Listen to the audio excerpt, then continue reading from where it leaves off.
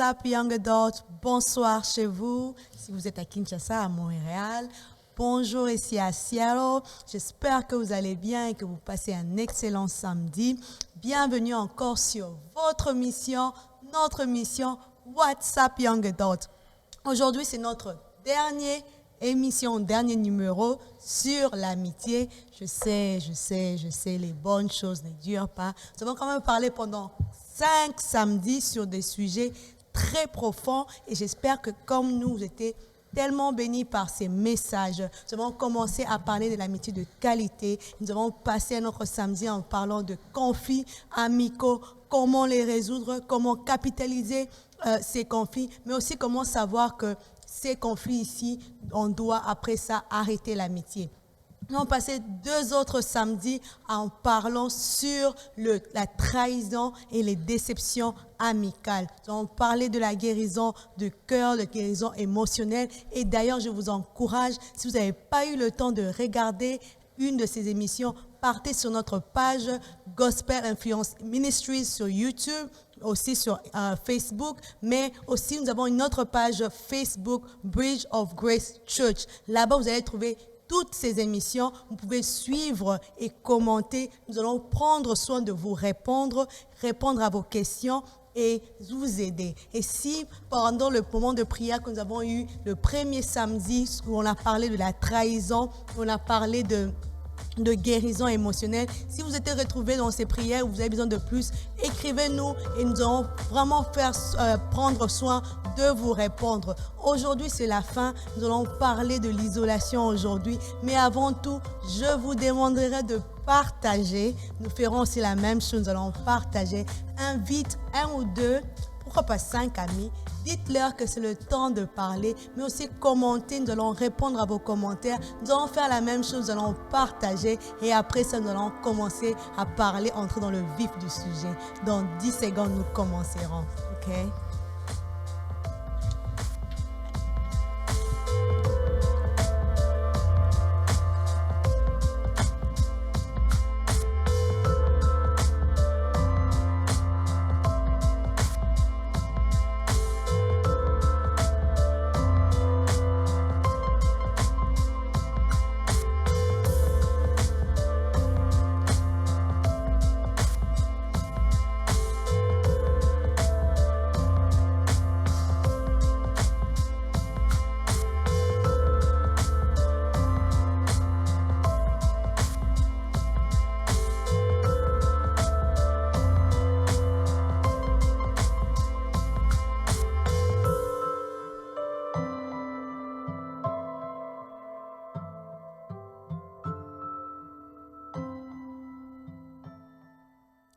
Et voilà, comme nous avons dit avant, qu'aujourd'hui nous parlerons de ces parties de manque d'amitié, vu que nous avons passé le mois à parler de l'amitié. Mais nous allons parler aussi du cas où il n'y a pas d'amitié, la solitude.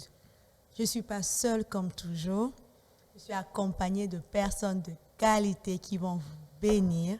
Et j'espère que vous vous rappelez de Ariel Moukadi. Bonjour tout le monde. Ariel qui nous a bénis par téléphone et il s'est décidé de nous joindre pour vous bénir aussi. Et à ma droite, j'ai Eunice Loubemba. Bonjour tout le monde. God is dope. Jordan à côté.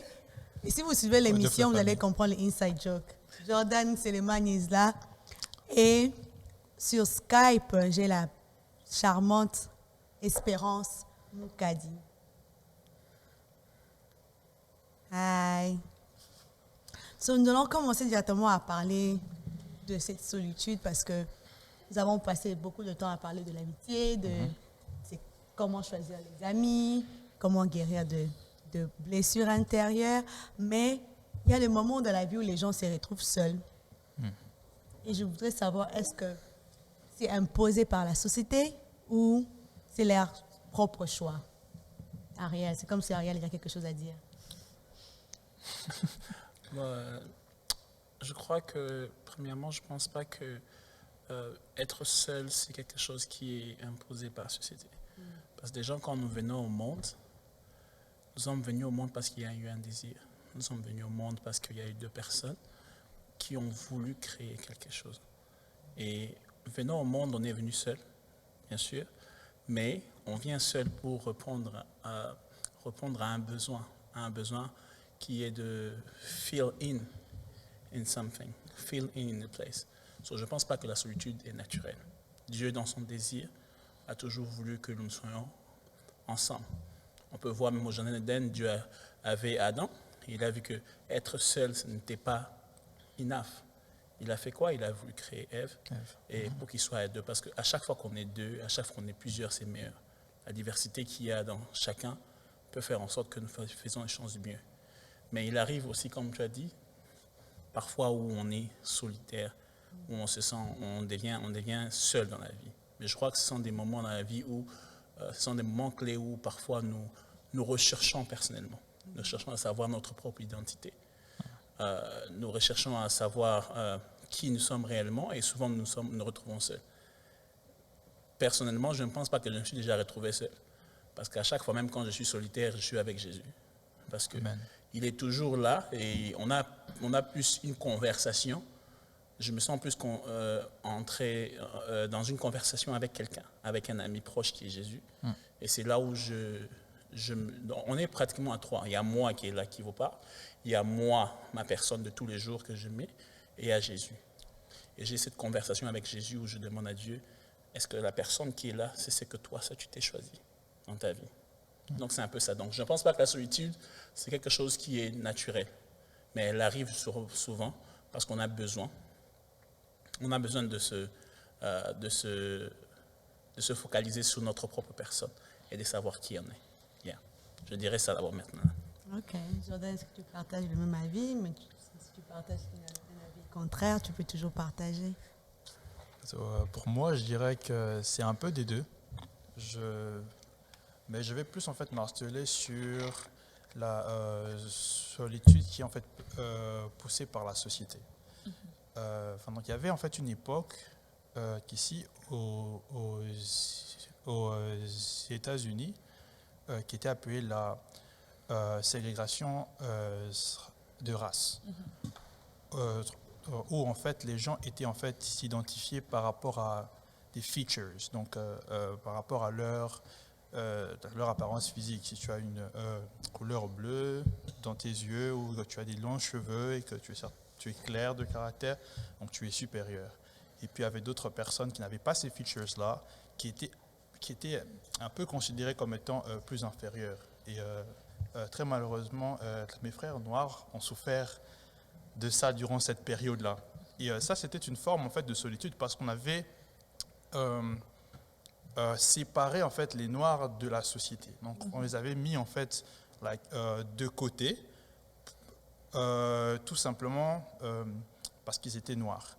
Et je crois qu'il y a aussi plusieurs autres formes de solitude, comme par exemple qui peut avoir la solitude physique, tout comme il peut aussi y avoir aussi, pour que je parle de la solitude physique, je dirais par exemple que quand j'étais à l'école secondaire, il y avait cette fille qui s'appelait Lola. C'était une fille, quand elle est arrivée, elle était très gentille, mais nous, on était vraiment en train de la provoquer et tout. Et le problème, c'est qu'il y avait en fait un registre d'appel où on citait les noms des gens. Donc, on cite ton nom et puis après, tu dis que oui, je suis là. Et après, quand on disait son nom, directement, tout le monde était en train de se retourner vers le plafond pour regarder le plafond. Et c'était pas bien de notre part de faire ça, mais c'est plus tard que moi, je me suis rendu compte de ça. Mais tout le monde était en train de se marrer quand on disait Lola, tout le monde regarde le plafond et tout. Et c'était pas bien parce qu'on était en train de la discriminer. Et elle, plus tard, elle s'est retrouvée dans la solitude. Donc, elle était toute seule dans son coin, elle n'était pas en train de parler à qui que ce soit. Et c'est plus tard, quand je me suis rendu compte de ça, je me suis dit que non, c'est qu'on est en train de faire, c'est pas bien, parce qu'on n'est pas tous parfaits. Et après, je suis parti vers elle, je lui ai demandé pardon pour ce que j'avais fait, parce que moi, je sais que je suis loin d'être parfait aussi. Et après, c'est là qu'on a un peu arrangé. Donc, c'est ça ce que je pourrais dire, en fait, point de vue de la solitude dans la société, comment est-ce que donc la société te met de côté? C'est ce que j'avais aussi en tête, c'est que Jordan a partagé et tout. Je crois que c'est aussi une des conséquences de ce que les actions de la société, c'est genre que vous êtes en train de provoquer une personne au point où la personne ne veut même plus être part d'une société, où les gens aussi peuvent se mettre en solitude pour éviter peut-être des problèmes ou se créer encore des ennuis. Tu vois, comme on a parlé des conflits, non? Il y a ces gens qui préfèrent la solitude, dire que je ne veux plus vivre ça, je ne veux plus voir ça dans le futur, et ils décident aussi. Donc je crois que la société n'impose pas, mais c'est la conséquence des actions des gens dans la société. OK. So, il y a des fois où tu prends cette décision de toi-même, mais il y a des fois où cette décision est poussée par la société, comme Jordan a dit. Il y a des fois, c'est que nous, humains, affligeons aux gens, sans qu'ils puissent... On ne leur donne même pas le choix, au fait. Au cas de Lola, on ne leur a pas donné le choix de bâtir cette amitié. Directement, on l'a mis à côté et n'a pas eu la chance d'expérimenter cette amitié, de choisir. Mais il y a aussi des fois où tu as expérimenté cette amitié, vu qu'on a parlé de conflits et de déception, de trahison. Et des fois, tu as expérimenté cette amitié et tu es tellement blessé, tu t'es dit, c'est bien, pour moi, c'est bon, je préfère être seule parce que quand je suis seule, je n'ai pas à parler, à discuter avec quelqu'un, je n'ai pas à avoir tout de tiraillement avec le gens, je n'ai pas à faire ça. C'est des côtés, là. Il y a des fois où c'est la société qui te pousse. Ariel? Ce que je veux dire par là, c'est que parfois ce n'est pas seulement les bullies, parfois ça peut aussi être ta grâce. Parfois ça peut être aussi une qualité que tu as. Parce que vous savez, tout le monde aime ce qui est normal, tout le monde aime ce qui est courant. Quand tu viens avec quelque chose de pas commun, on dit que c'est mauvais. Pourtant ce n'est pas mauvais, c'est juste le manque de connaissance de ta grâce. Parfois on pouvait voir avec Joseph, ce qui s'est passé avec Joseph, c'est que Joseph a eu une vision. Dieu lui a parlé d'un avenir. Et dans toute sa joie, dans toute sa compréhension de la chose, il est venu partager avec sa famille. Mais malgré ça, sa famille n'a pas compris cette grâce. Il y a ceux qui ont été jaloux. Ce qui s'est passé, c'est qu'on a vendu Joseph et Joseph s'est retrouvé à un endroit. Cette solitude a été poussée par le manque de connaissance de la grâce que Dieu a pu mettre en toi. Et ça arrive souvent dans plusieurs domaines de la vie. Tu n'as rien fait à tout le monde, tu es gentil avec tout le monde, tu es bien, tu es un bon garçon. Mais juste parce qu'il y a quelque chose de particulier que Dieu a mis en toi, que les gens ne comprennent pas, cela peut pousser à ce que la société t'isole et que tu te retrouves seul dans un endroit. Et again, comme je dis, quand tu te retrouves seul, c'est pendant le moment où justement il y a cette conversation avec Jésus. Cette conversation qui te permet de mûrir et de découvrir qui tu es vraiment. Mais en partageant avec Dieu, en demandant à Dieu réellement qui est-ce que je suis. Et donc, ce que je veux dire, c'est que souvent, la solitude, les gens peuvent dire c'est mauvais. Mais moi, je peux dire parfois c'est bien parce que c'est le meilleur moment où tu découvres your true self. C'est le meilleur moment où tu te découvres totalement. Only si c'est pendant ce moment que tu consultes Jésus. C'est seulement. Tu consultes Jésus pendant ce moment-là. So, la solitude peut être aussi posée par juste cette qualité qui est en toi. Quand les gens ne comprennent pas, ils disent c'est anormal. Quand les gens ne comprennent pas, ils disent c'est mauvais. Pendant que ça ne peut ne pas être le cas. Ouais. Donc ça peut être ça. Non, je suis tout à fait d'accord avec toi. C'est un peu comme quand j'étais plus jeune. C'était difficile pour en fait les petits qui ne connaissaient pas en fait comment bien parler en fait le lingala de s'en sortir dans mon quartier. Donc si tu ne parles pas lingala directement, on te dit que ah non, ce gars c'est un petit français. Et tout le monde te regarde bizarrement parce que voilà, c'est très difficile pour toi de parler lingala, mais behind that, ils ne connaissent pas la réalité sur toi en fait. Et ça crée aussi comme une sorte d'isolement, je dirais, que les gens puissent te juger, qu'il y ait des préjugés sur toi comme ça. Et toi, tu te sens maintenant bizarre. Tu te dis, ok, donc si eux me critiquent, ça signifie qu'il y a quelque chose en moi qui n'est pas normal ou bien que je ne suis pas censé en fait m'associer donc avec ces gens-là parce qu'il y a un problème que j'ai en moi. Et après, ça crée cet isolement-là et après, plus tard, les gens vont se séparer. Maintenant, tu restes de la société à cause de ça. Et c'est un problème. Donc, je suis vraiment d'accord avec ce que tu dis.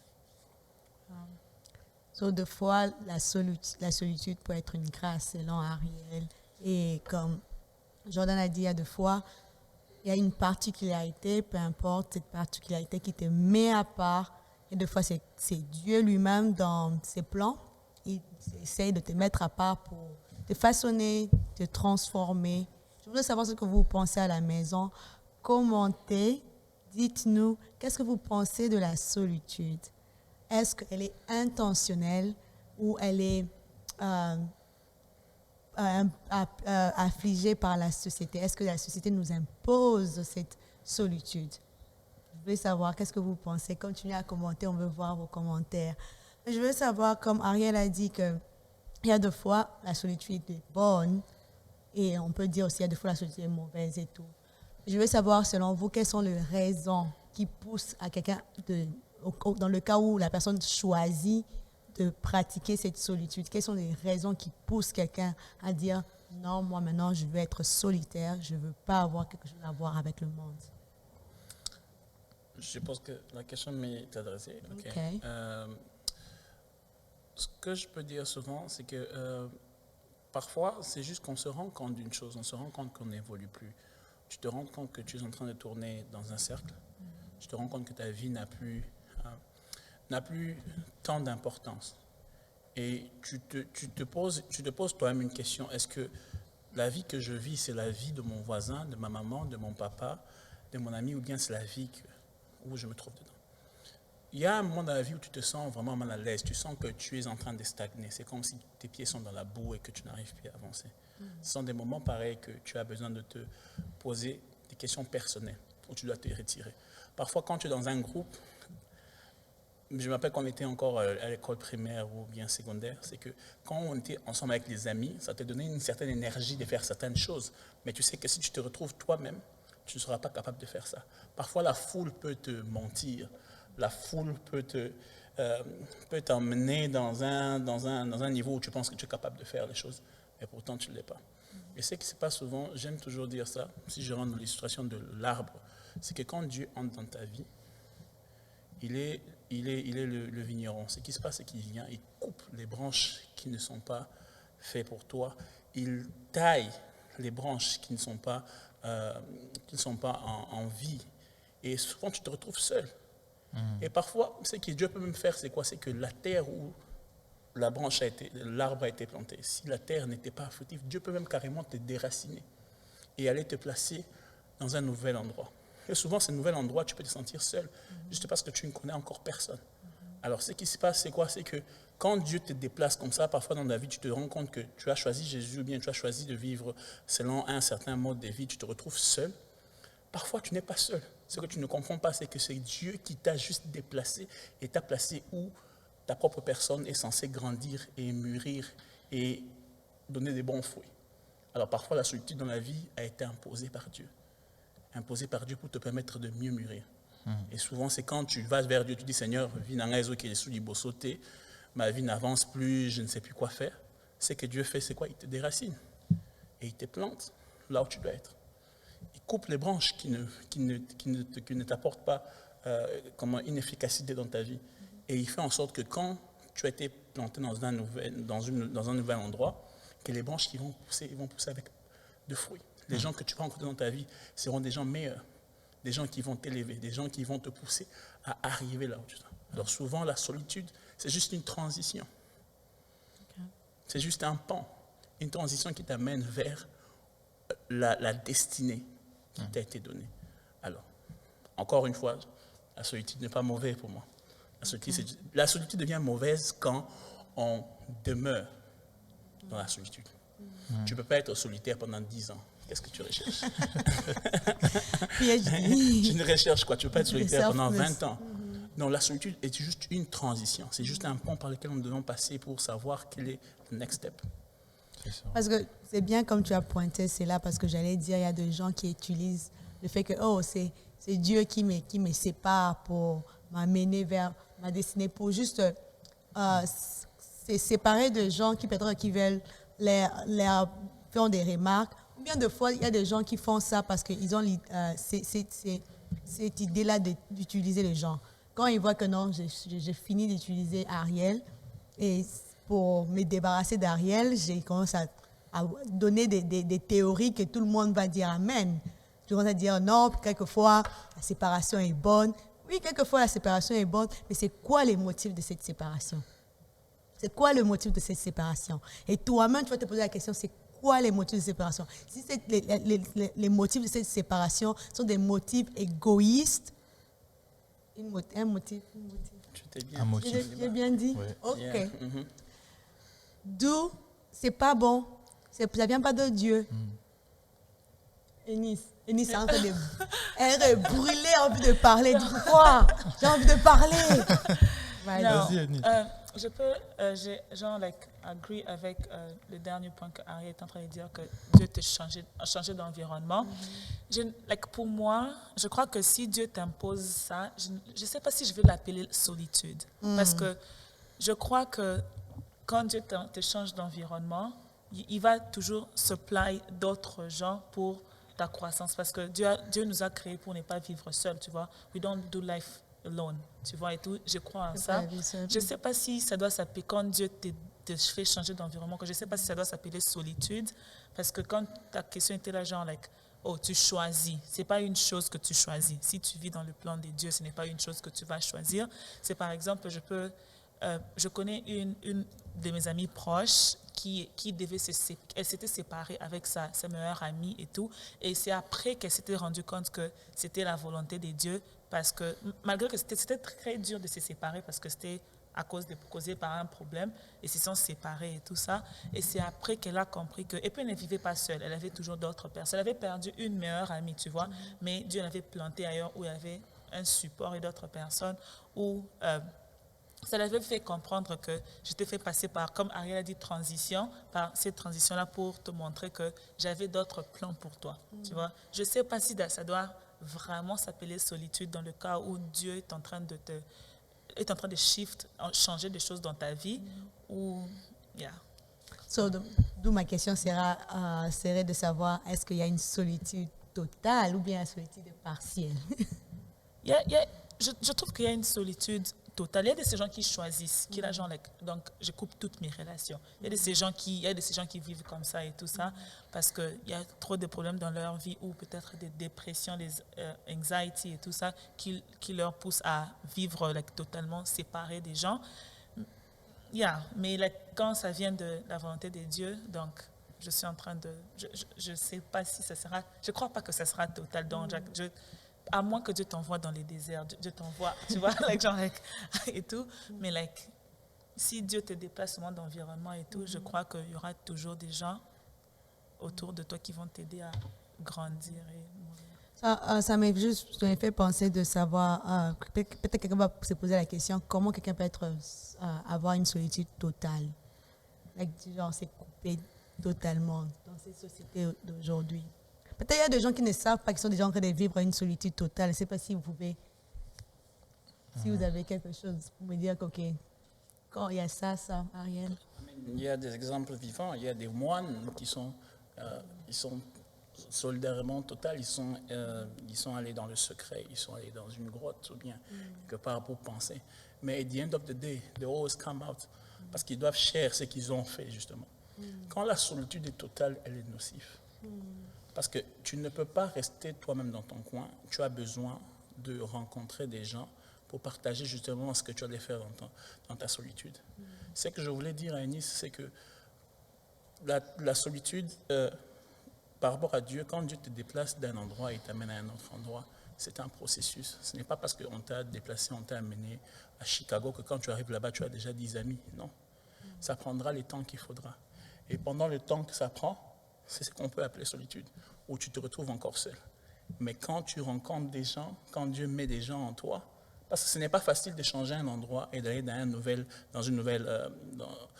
un nouvel entourage et commencer déjà à avoir des amis. Il faudra encore build the trust in all of this.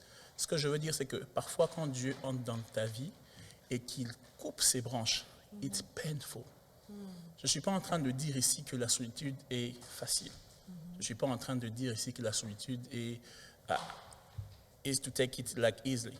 It will hurt. It will hurt. Surtout quand tu te déracines pendant un moment, ça veut dire que quand tu as déraciné, ça veut dire que tu n'as pas le contact avec quelque chose pour te nourrir.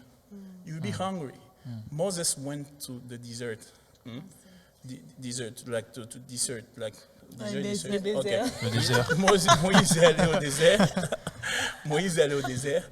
Avant qu'il arrive là où il avait rencontré sa femme et tout ça, il a souffert. Il a marché dans le désert. Il faisait très chaud. Mais il a fallu qu'il aille dans le désert pour rencontrer sa destinée. Dieu a ajouté, il a donné une femme, il a donné une famille, mais c'était d'abord après cette souffrance par laquelle il est passé. Alors souvent, la solitude est bonne parce que ça te taille, ça forge ton caractère. Ça te fait dévoiler des aptitudes que tu ne savais pas que tu avais en toi. Imaginez quand tu es encore à la maison avec les parents. Tout est donné. Tu ne fais aucun effort. Mais quand on nous a envoyés tous aux États-Unis, si on est venu, tu as découvert que tu pouvais apprendre à préparer. J'ai mangé des riz très salés ici. donc c'était terrible. Mais maintenant, tu peux quoi? Tu as développé des talents qui étaient en toi. Ce n'est pas parce que quand tu étais avec tes parents, tu ne pouvais pas faire sortir ces talents qui étaient en toi. Mais juste parce que tu as été dans la solitude, tu as découvert des aptitudes que Dieu a révélées en toi. Pour que quand maintenant on vient encore en commun en famille, tu peux montrer tes attitudes à tout le monde. Tu peux montrer ce que Dieu a changé en toi. Donc c'est un peu ça. Je veux savoir qu'est-ce que vous pensez à la maison sur la solitude. Qu'est-ce que vous pensez à la maison sur la solitude? Est-ce que la solitude, c'est une bonne chose? C'est une mauvaise chose? Est-ce que vous êtes d'accord avec ce qu'Ariel dit? Qu'est-ce que vous pensez de ça?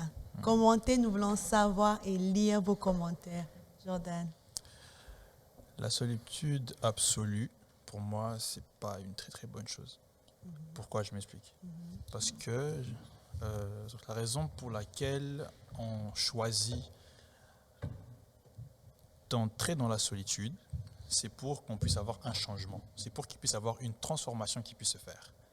Et donc, tu trouveras des gens autour de toi et aussi dans la société qui auront en fait les aptitudes ou bien qui ont cette vie-là ou qui ont cette vision-là que tu recherches. Donc, si tu ne te mets pas donc avec ces gens-là, tu ne t'associes pas donc avec ces gens-là, tu ne pourras rien apprendre. Donc, je trouve pour moi que ce n'est pas bien de complètement s'isoler de tout le monde. Donc, si tu trouves que tu as un problème, etc., ou bien que tu ne te sens pas bien à l'intérieur de toi, tu dois trouver en fait des gens, ou bien tu dois te trouver dans l'environnement qui va créer en fait ce change-là que tu cherches dans ta vie. Et donc, je ne crois pas que tu devrais t'isoler complètement de tout le monde. Yeah.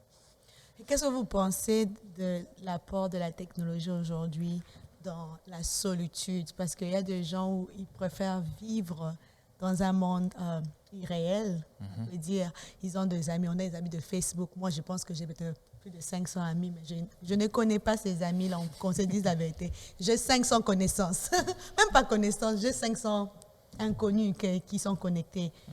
Qu'est-ce que vous pouvez dire l'apport de la technologie dans la solitude aujourd'hui? Là, je parle du cas où la solitude est une mauvaise chose, bien sûr. Ariel. Vous savez, si vous aviez posé cette question à Jean-Baptiste ou bien à l'un des disciples de Jésus, il serait tellement content parce qu'il dirait que, oh mon Dieu, ce sera plus facile pour moi d'évangéliser et de parler à plusieurs personnes. Mais le problème aujourd'hui, c'est que les gens ont remplacé les ordinateurs, les téléphones pour des personnes. Ils passent plus de temps dans leur téléphone que même à côtoyer les personnes communes. Je peux te rendre compte qu'il connaît plusieurs choses qui se passent dans le monde, mais il ne connaît même pas la personne qui est à côté de toi. Ça peut être ton ami, ça peut être qui que ce soit, mais tu connais plus ce qui se passe à l'extérieur. Mais je ne vais pas encore vous choquer en vous disant qu'il y a des gens qui ont 500 amis, comme Médite a dit, mais qui sont seuls. Tu as 1000 amis sur Facebook, mais tu es seul. Pourquoi? Parce que déjà, quand tu es sur Facebook, tu ne veux pas montrer qui tu es réellement. Tu te donnes une image que tu penses qui est parfaite. Et déjà, les gens même qui te côtoient par rapport à cette image-là ne sauront jamais quel est le réel problème que tu as parce que tu n'es déjà pas toi. online. Alors, ce qui s'est passé, qu'on a un problème même d'identité quand on fait cette amitié through the phone. Mais ce qui est différent, c'est que si j'ai un ami avec moi, physiquement, tu ne vas pas me mentir pendant 365 jours. Hein? Tu peux essayer de faire semblant pendant 2 jours, 3 jours, mais quand on devient ami pendant longtemps, à un moment, tu deviens à l'aise, tu me montres réellement qui est ta vraie nature. Mais les téléphones, les social media ont fait que les gens ont une double vie, même une triple vie. Sur WhatsApp, c'est quelqu'un d'autre. Sur Facebook, c'est quelqu'un d'autre. Sur Messenger, c'est quelqu'un d'autre. Même sur Twitter, c'est quelqu'un d'autre. Finalement, on ne sait pas avec qui on parle. Twitter, il est entrepreneur. Alors, yeah, 3 personnes dans ta tête. c'est Sur terrible. Facebook, il travaille, je ne sais pas où. Yeah. Sur LinkedIn, il est CEO. La technologie nous a... Yeah. Comme moi. Ça, c'est terrible. La technologie nous donne la capacité d'avoir des amis de partout dans le monde. Des amis de la Chine, de l'Europe, partout. Mais ça a aussi ouvert cette porte au mensonge de l'identité. Et quand tu mens sur ton identité, les gens que tu appelles amis ne pourront jamais t'aider, ne pourront jamais te donner cet amour. Et toi-même, tu ne pourras jamais les aider parce que déjà, tu es quelqu'un d'autre.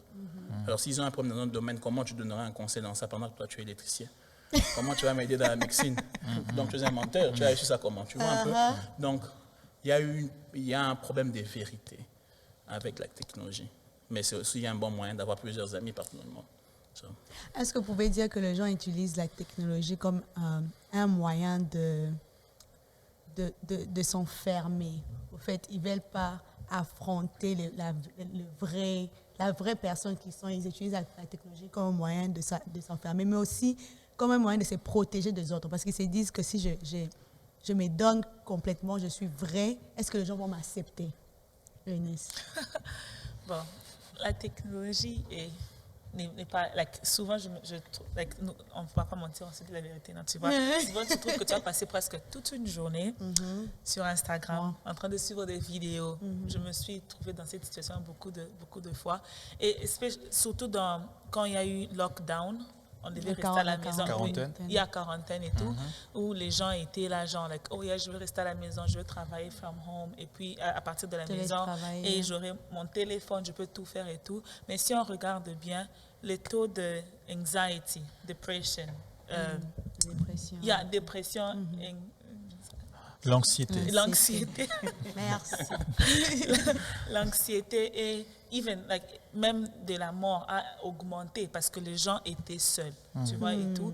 Et cette solitude-là, comme on est de la solitude totale, parce qu'il y a de ces gens, surtout aux États-Unis, si les gens sont indépendants, ils, à 18 ans, quittent la maison et tout, et pendant quarantaine ici, c'est fait que tu travailles à partir de la maison, tu te retrouves tellement seul dans cette solitude où tu ne sais pas à qui parler. Tu es allé sur ton téléphone plus de 1000 fois et tu ne sais pas à qui parler. Et surtout que les gens ne sont pas dehors, il n'y a pas des activités, il n'y a rien de bon à voir. Et il y a de ces gens qui ont eu même à se tuer. Et il y a des gens qui ont eu à se faire du mal. Donc, la solitude totale ou complète et tout ça, c'est une mauvaise chose, une très mauvaise chose. Qu'est-ce que vous pensez à la maison de l'apport de la technologie à la solitude? Je veux savoir ce que vous pensez à la maison. Est-ce que vous pensez que la technologie a rendu les gens solitaires ou soit la technologie a juste révélé ce que les gens avaient, le cœur des gens, a juste révélé cette solitude qui était déjà dans le cœur des gens? Qu'est-ce que vous pensez ici? Est-ce que la technologie a rendu les gens solitaires ou soit ça a juste révélé ce que les gens avaient déjà comme problème depuis toujours? Je ne crois pas, selon moi, ça c'est mon avis et tout, je ne crois pas que ça a révélé ce que les gens étaient, parce que si on regarde back des années passées, tout ça, on valorisait vraiment de se côtoyer, on valorisait ça et tout. Et je crois que peut-être la technologie était venue avec l'idée de connecter les gens, tu vois, avec des familles, genre, je peux parler avec ma famille. Par exemple, nous sommes aux États-Unis, nos familles sont au Congo et tout ça. Et on avait cette idée-là de la technologie. Et au fur et à mesure qu'on était devenus addicted à ça, on voulait plus connecter virtuellement qu'avec des gens physiques comme ça. Donc, je crois que c'était venu comme une solution de connecter, mais ça, déconnecter physiquement et plus connecter virtuellement. Et virtuellement, je peux être en train de faire n'importe quoi que je veux et puis dire des mensonges sur Facebook, Instagram et tout ça. Donc, je crois que ce n'est pas venu c'était pas peut-être les buts, mais ça a créé quelque chose qui était vraiment très toxique dans les gens. Moi, je crois que ça a révélé beaucoup de choses. Surtout, cette pandémie a révélé que nous ne devons pas être seuls, qu'on était seuls. On a souvent été seuls. Et quand on nous a coupé du monde, par rapport même aux social media, il n'y a plus moyen de faire des activités pour montrer aux autres. On avait oublié que the real us, la personne réelle, c'est ce que nous sommes. Il y a des gens qui ont même oublié d'être mari. Il y a des gens qui ont oublié d'être des frères. On te met dans la maison avec tous tes frères, là, tu ne sais plus quoi faire avec. Vous regardez là, qu'est-ce qu'on va faire? Qu'est-ce que je dois faire? Ça, plus, moi j'ai plus. Bon, on n'a pas aimé tout ce que les gens meurent du corona, mais j'ai quand même aimé le fait que ça rapprochait plus les gens ensemble.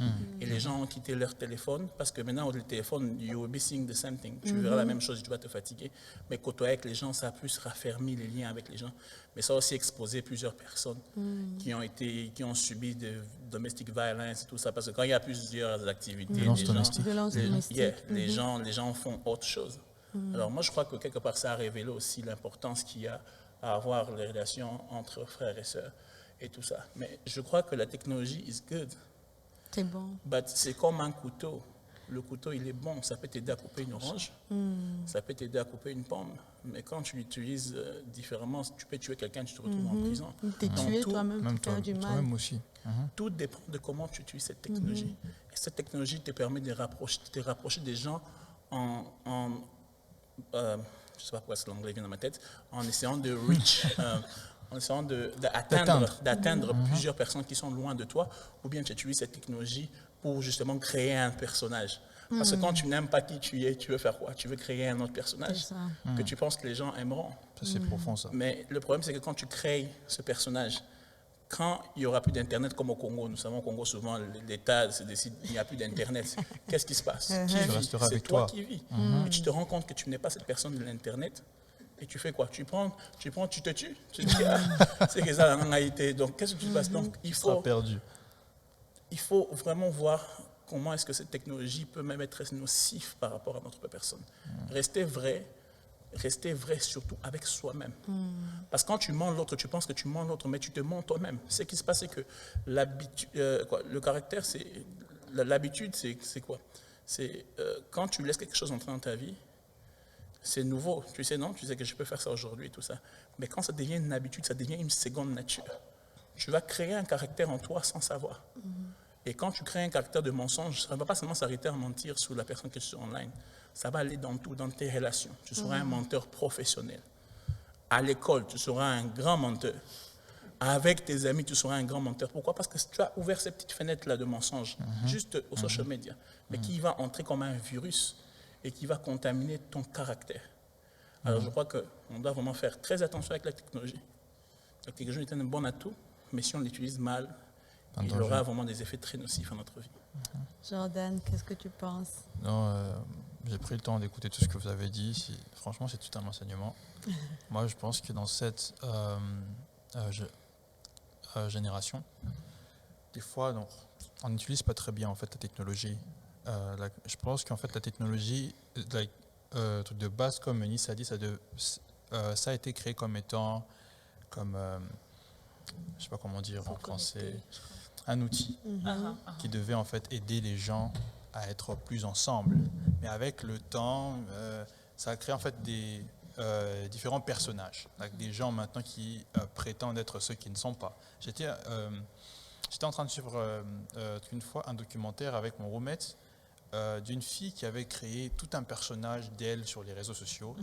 Et c'était très grave parce que ce qu'elle était en train de faire, c'est qu'elle était en train de se faire perdre du poids tout le temps. Quand elle mange quelque chose, elle va prendre quelque chose qu'elle va mettre dans sa bouche et après elle va tout faire sortir. Et après, c'était en train de la faire en fait maigrir parce qu'elle avait cette idée-là qu'on montre sur les réseaux sociaux que non, pour être beau, pour être belle, il faut être musclé pour les hommes, il faut avoir des tablettes de chocolat bien tracées, il faut être mince. Si tu es, je sais pas comment,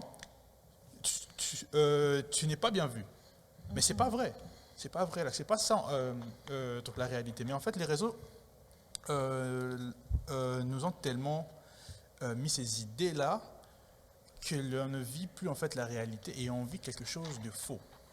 Et ce qu'on devrait faire, nous, c'est qu'on utilise ça comme un tool comme un outil, excusez-moi, pour prêcher l'évangile. Si tu es chrétien et que tu aimes Dieu et que tu veux, je crois en fait que donc la meilleure façon dont tu pourrais utiliser les réseaux sociaux, c'est que tu puisses publier en fait des trucs bibliques, des versets bibliques.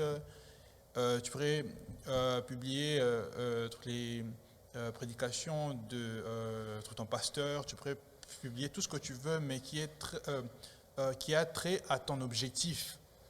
Et donc c'est ça qui va faire que tu vas bien utiliser les réseaux. Mais quand tu commences à utiliser ça pour te créer en fait un faux personnage qui n'est pas la réalité, là tu es en train de t'écarter de l'objectif et tu tombes même dans la dépression aussi.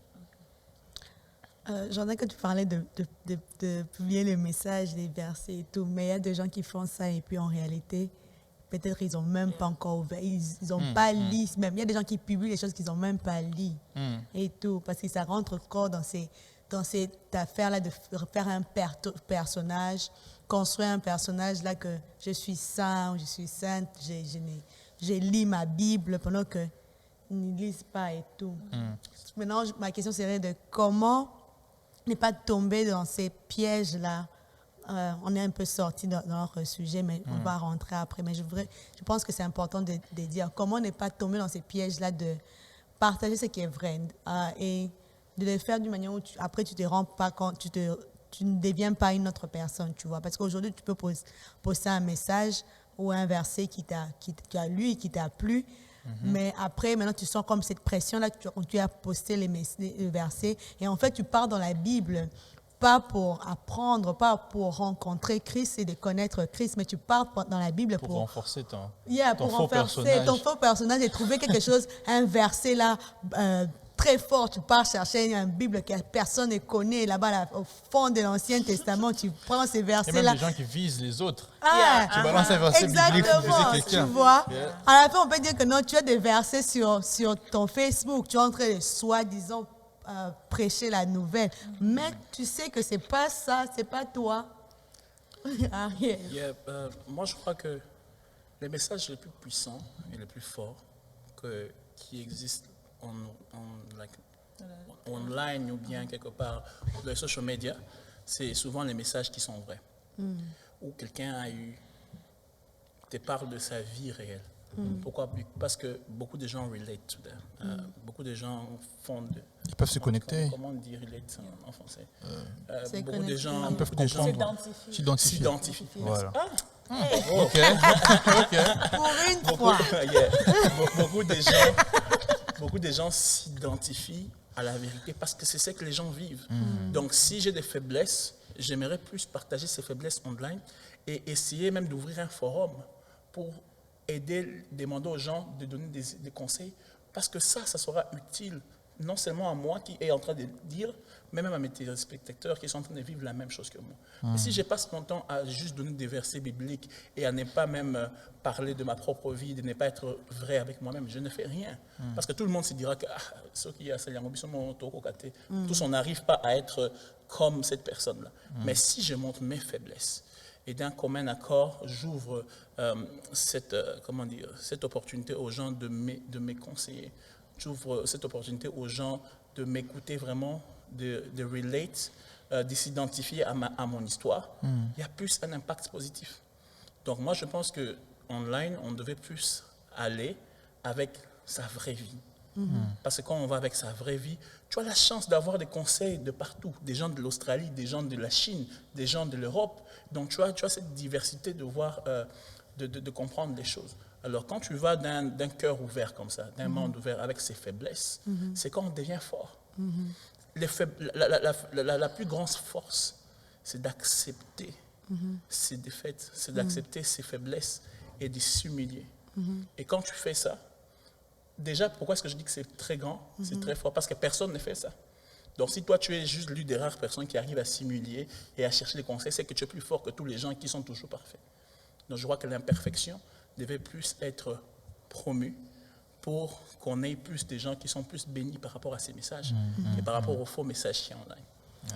Je voudrais savoir qu'est-ce que les gens pensent à la maison, de commenter comment éviter, je sais que ce n'est pas vraiment ce que nous aurons commencé à parler, mais comment éviter d'utiliser maintenant ou bien de laisser les réseaux sociaux de nous changer, nous transformer à cette personne fausse qui essaye de mettre une autre image out there sur les social media. Comment utiliser les réseaux d'une manière où nous aide à, comme Jordan a dit, si c'est pour parler de la bonne nouvelle, ou bien si tu es quelqu'un qui est entrepreneur, par exemple, il y a des gens qui utilisent ça pour aider les gens, mais dans ces cas-là de l'entrepreneuriat et tout.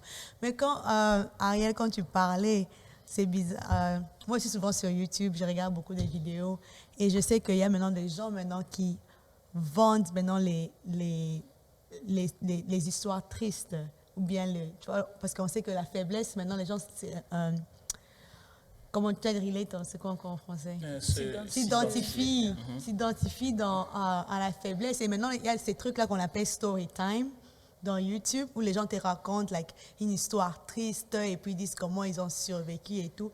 Mais il y a certaines recherches qui ont prouvé qu'il y a des gens qui montaient, qui venaient avec des fausses histoires tristes de faiblesse. Et c'est ça la peur de se médias, parce que tu peux te dire que si je vends la force, c'est un problème, mais tu commences maintenant à vendre la faiblesse. Et quand tu vois que les gens aiment ça feed maintenant ces ego-là et tout, tu commences maintenant à vouloir vendre cette faiblesse-là qui, des fois, qui n'est pas pour toi.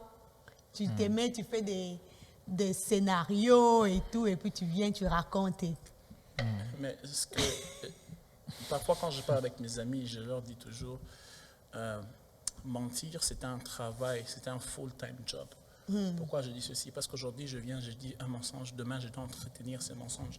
Demain, je dois créer un autre mensonge qui va nourrir le premier mensonge que je t'ai fait. Alors, ce sera comme ça. Mais si je te dis la vérité, je n'aurai jamais besoin d'entretenir ce mensonge. C'est bon de créer une histoire pour mentir et tout ça, mais demain, ça te rattrapera. Comme je vous dis, le mensonge, c'est comme le péché, c'est un virus, comme on dit. C'est une infection. Au début, c'est bon, ça ne fait rien, on peut l'ignorer, mais ça va empirer.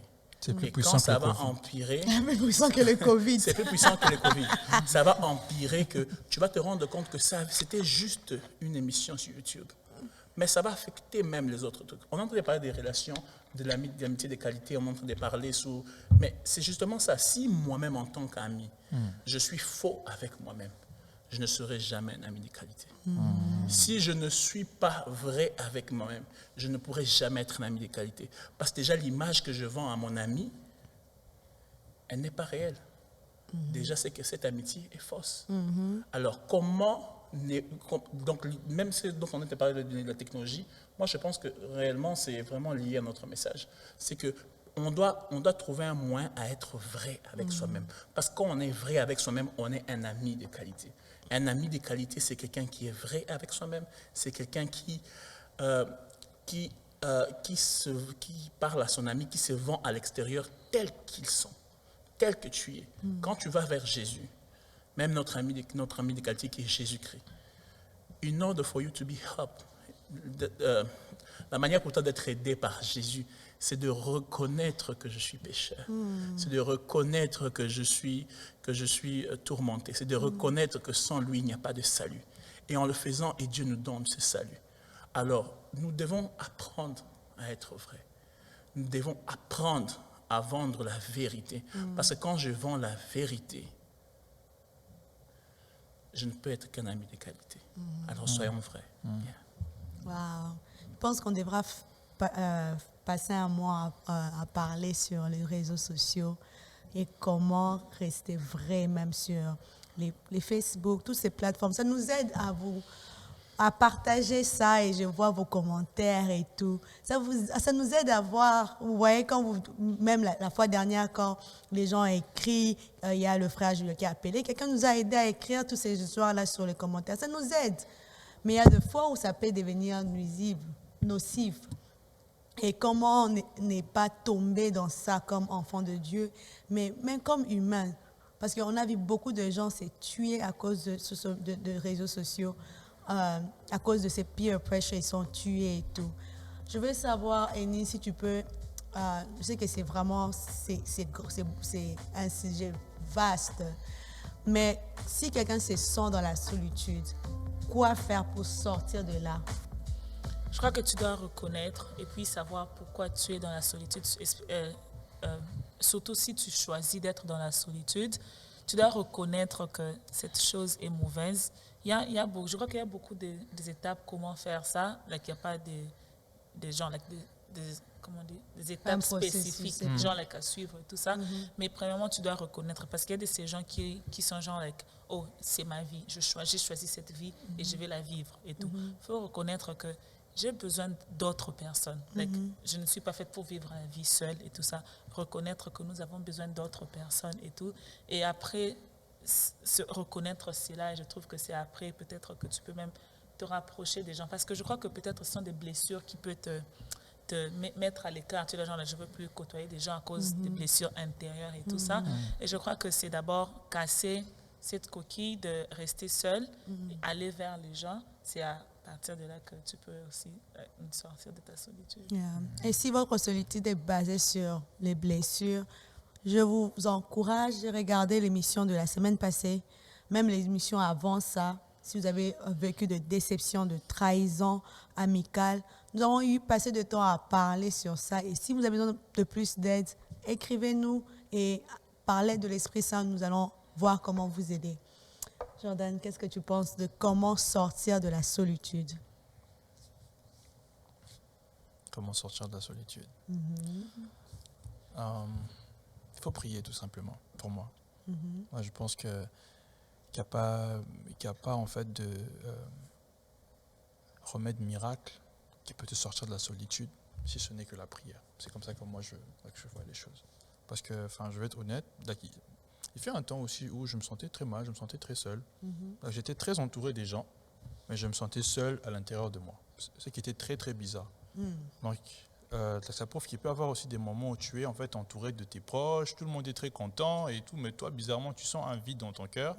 Et je crois que ce vide-là aussi, c'est ce qu'Ariel était en train de dire, c'est un appel de Dieu à te retirer et puis à le chercher. Et donc, pour moi, je pense que si tu te sens seul, le remède, c'est Dieu.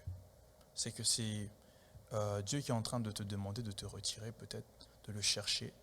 Peut-être qu'il a quelque chose à te dire sur ta propre vie, sur ce qui va se passer dans le futur. Mais si seulement tu ne prends pas ce temps-là pour que tu te retires, pour que tu essayes de profiter de tous ces moments-là donc avec lui, tu pourrais peut-être te perdre et après tu manques quelque chose de très important que Dieu avait à te communiquer. Donc la prière, c'est un grand remède pour vaincre la solitude. On a tellement de choses à dire aujourd'hui. Je sais que vous voulez appeler, mais je voudrais que tout ce qui est ici sur ces plateaux puisse sortir parce qu'on est tellement bénis et je voudrais que ces gens-là ici, sur nos invités de qualité, de faire sortir tout ce que Dieu met dans leur cœur. Ariel, comment sortir de la solitude? Je crois que ce qu'on doit comprendre, c'est que la solitude est une transition.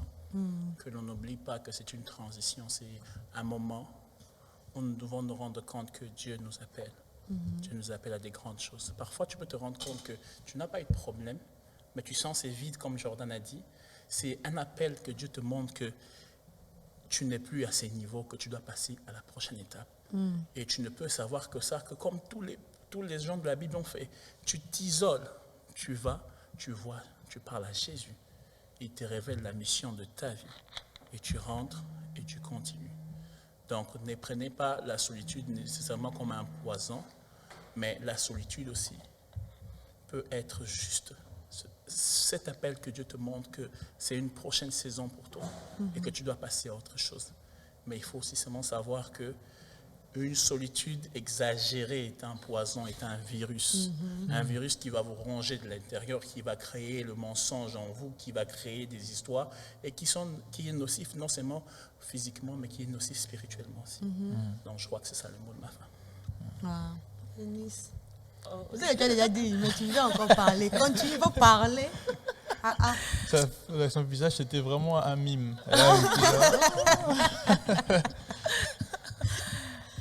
Je suis d'accord. Especially. quand tu te trouves, Oh. tu te sens seul et tout ça en toi et tout ça dans ce vide. Et comme nous sommes en train de parler de prospective de chrétiens et tout ça, tu dois prier, demander qu'est-ce qui ne va pas, tu vas connaître qu'est-ce que tu dois faire et tout ça, consulter Dieu et tout. Et comme j'avais dit avant, dans le cas où tu vois les gens à cause des déceptions et ils ont choisi eux-mêmes de se retirer, ils doivent reconnaître que c'est mauvais, comme Maria a dit que c'est nocif.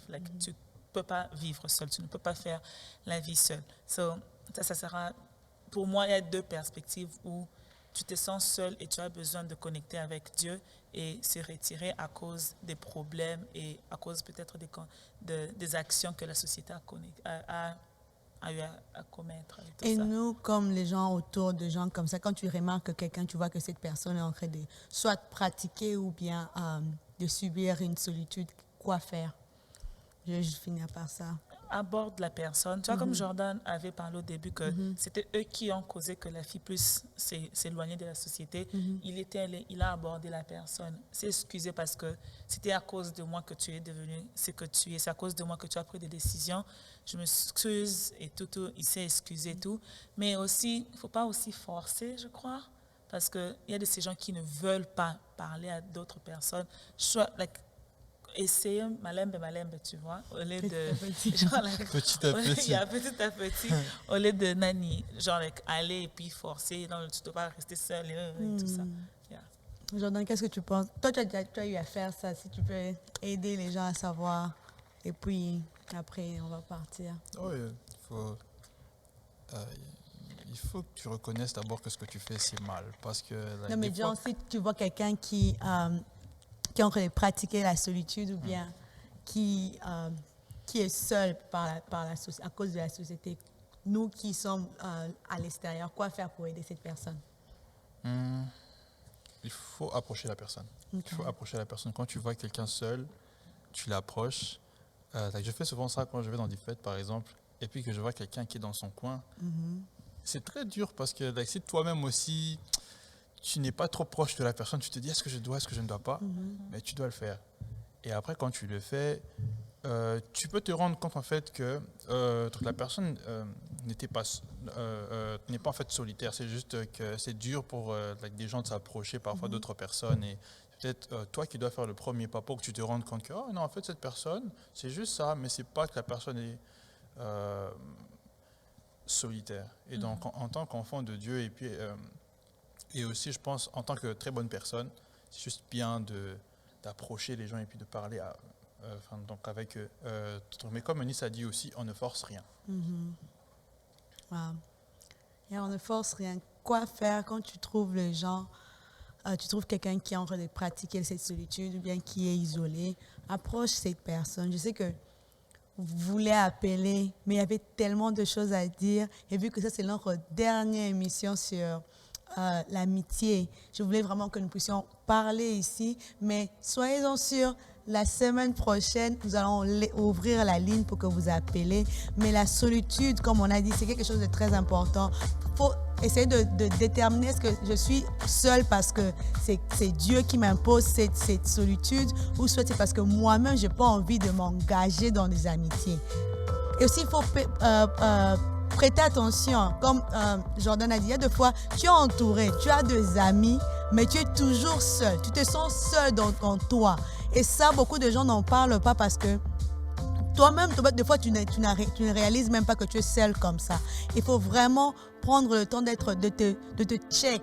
En anglais, self-check. Regarder et essayer de remarquer qu'est-ce qui ne va pas avec moi. Essayer d'arranger ça. Et si tu sens des gens de isolation ou bien de emptiness dans ton cœur comme ça, tu sens que tu es seul malgré que j'ai des gens autour de moi, essaie de prier, essaie d'en parler à quelqu'un. Parce qu'il y a des fois, il y a des gens qui sont pris par la dépression et ils ne savent pas qu'ils sont en train de vivre la dépression. Ou bien, comme Ariel a dit, il y a peut-être Dieu qui t'appelle à passer du temps avec lui. Mais il y a des fois aussi, c'est la dépression. Et il faut être très sensible de savoir que maintenant je ne me sens pas bien. Pourquoi j'ai des gens autour de moi, mais je me sens toujours seule. Et si tu as du mal à être vrai, parce qu'il y a des fois la solitude est due du fait que Tu as du mal à être vrai avec les gens. Tu as du mal à enlever ces voiles-là et de te laisser découvrir totalement. Je sais que, comme on a dit, les gens nous feront du mal et tout. Mais ce n'est pas pour ça une raison pour que tu puisses t'enfermer. Parce que seulement à cause avec les gens, comme on avait dit que la Bible dit le fer aiguise le fer, seulement les gens t'aideront à changer, à être formé. On va en finir en disant sur la solitude que ça peut être une bonne chose, mais aussi nous voulons vraiment marteler sur le fait qu'on ne nous a pas créés pour être seuls. Dieu ne nous a pas créés pour être seuls. Si tu ne veux pas passer du temps disant que non, c'est Dieu, non. Tu dois essayer de t'engager dans une amitié, essayer d'avoir des amis autour de toi, essayer d'être vulnérable. Et des fois, on n'arrive pas à être vulnérable parce qu'on est rempli d'orgueil et de self-esteem pour nous-mêmes. Et self-esteem, ne me prenez pas wrong. Ne me prenez pas wrong, self-esteem, c'est bon, c'est bien d'avoir l'estime de soi, c'est bien de se sentir bien. Mais il y a des fois quand c'est tellement trop élevé, tu es tellement élevé, orgueilleux de toi-même, ça t'empêche de t'ouvrir et d'être vulnérable aux gens. Christ te veut, il a mis des gens autour de toi pour t'aider. Et pour cela, il t'appelle à t'engager dans l'amitié. Ne te prive pas de la bénédiction de l'amitié. J'espère que vous êtes bénis par toutes ces belles interventions que nous avons eues pendant tous ces mois. Nous avons parlé de l'amitié. Et si vous avez toujours encore envie de parler de plus de choses, nous sommes ouverts à toutes les suggestions. Déjà, le mois de septembre, nous commençons quelque chose de nouveau. Nous allons parler de limites dans les relations. Nous allons parler de limites dans les relations amicales. Nous allons parler de limites dans les relations familiales, dans le travail aussi, mais aussi à l'église. Il y a des fois, il faut savoir comment délimiter ces limites-là. Il y a des gens qui nous envahissent de fois. Comment dire non, ici, je pense qu'on s'arrête là. Nous allons passer tout le mois de septembre en parlant de ça. Et j'espère que vous serez nombreux à participer à la conversation et partager. Restez connectés sur notre page YouTube, sur Facebook. Dites à un ami de liker, de suivre pour que vous ne soyez jamais en retard quand nous partons live. Je vous dis à samedi. Bisous, bisous. Bye.